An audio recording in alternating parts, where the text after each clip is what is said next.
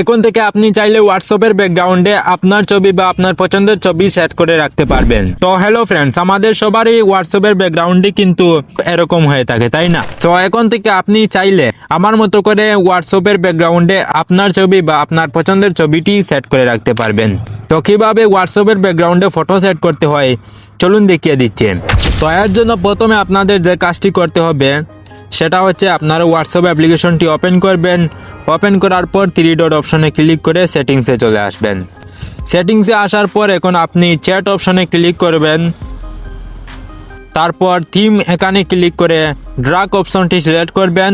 Select করার পর ওকে বাটনে ক্লিক করবেন। ওকে বাটনে ক্লিক করে দিলেই কিন্তু আপনার হোয়াটসঅ্যাপটি ড্রাগ মোডে চলে যাবে, ঠিক আছে?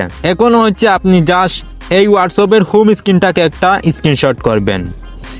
তো স্ক্রিনশট করার পর আপনি এখান থেকে বেরিয়ে আসবেন। বেরিয়ে আসার পর হচ্ছে আপনি গ্যালারিটি ওপেন করবেন, তারপর স্ক্রিনশটটি সিলেক্ট করবেন।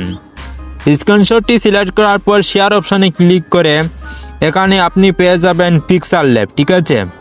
পিক্সেল ল্যাব অ্যাপ্লিকেশনের উপর ক্লিক করবেন। আর এই অ্যাপ্লিকেশনটি যদি আপনার মোবাইলে ইনস্টল না থাকে তাহলে অবশ্যই অ্যাপ্লিকেশনটি ইনস্টল করবেন। তারপর টিকমার্কে ক্লিক করবেন। তো টিকমার্কে ক্লিক করার পর আপনি উপরে দেখতে পারবেন একটা প্লাস আইকন রয়েছে। প্লাস আইকনে ক্লিক করে ফ্রম গ্যালারি এখানে ক্লিক করবেন। এখন আপনি হোয়াটসঅ্যাপের ব্যাকগ্রাউন্ডে আপনি যেই ফটোটি সেট করতে চান সেটার উপর একটি ক্লিক করবেন। ক্লিক করার পর টিকমার্কে আবার ক্লিক করবেন।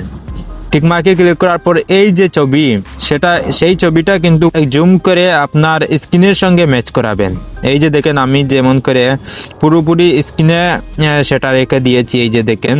তো আপনারাও আমার মতো করে অ্যাডজাস্ট করে নেবেন। তারপর আপনি উপরে শেয়ার অপশনে ক্লিক করবেন। অপশনে ক্লিক করে এই আইকনের উপর ক্লিক করবেন, তারপর আলট্রা সিলেক্ট করবেন। এবার সেভ টু গ্যালারি এখানে ক্লিক করে ফটোটি ডাউনলোড করে নেবেন। এখন আমাদের আরেকটি অ্যাপ্লিকেশন ইনস্টল করতে হবে। আর এই অ্যাপ্লিকেশন ছাড়া কিন্তু আমরা কখনো হোয়াটসঅ্যাপের ব্যাকগ্রাউন্ডে ফটো সেট করতে পারবো না। তো এর জন্য আপনারা প্লে স্টোর ওপেন করবেন। সার্চ বক্সে গিয়ে ডিজাইনার টুলস লিখে সার্চ করে দিলে কিন্তু এই অ্যাপ্লিকেশনটি চলে আসবে। তো এটি আপনাদের মোবাইলে ইনস্টল করে নেবেন। আমি ওপেন বাটনে ক্লিক করছি। তো ওপেন বাটনে ক্লিক করার পর আপনি হচ্ছে নিচের দিকে 3টি অপশন পেয়ে যাবেন। 3টি অপশন থেকে আপনি মপকাপ টু গ্যালারি এই অপশনটিতে চলে আসবেন। সবার প্রথমে আপনি একটা অপশন পাবেন। তো এটা কিন্তু আমাদের অন করতে হবে। অন করে দেওয়ার পর এই অ্যাপসের পারমিশন দিতে হবে। তো আমি এখান থেকে পারমিশন দিয়ে দিচ্ছি। তারপর আপনারা ব্যাকে চলে আসবেন।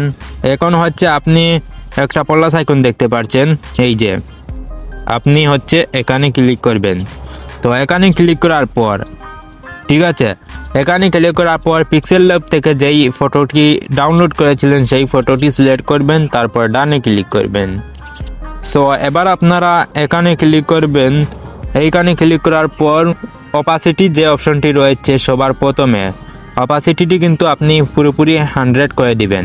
এই যে দেখেন আমি যদি অপাসিটি কমিয়ে দেই তাহলে এই ফটোটা এখানে দেখা যাচ্ছে না। তো অপাসিটিটি আপনারা পুরোপুরি 100 করে দিবেন।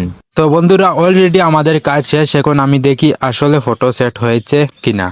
এই যে দেখেন আমার হোয়াটসঅ্যাপের ব্যাকগ্রাউন্ডে কিন্তু ছবি সেট হয়ে আছে।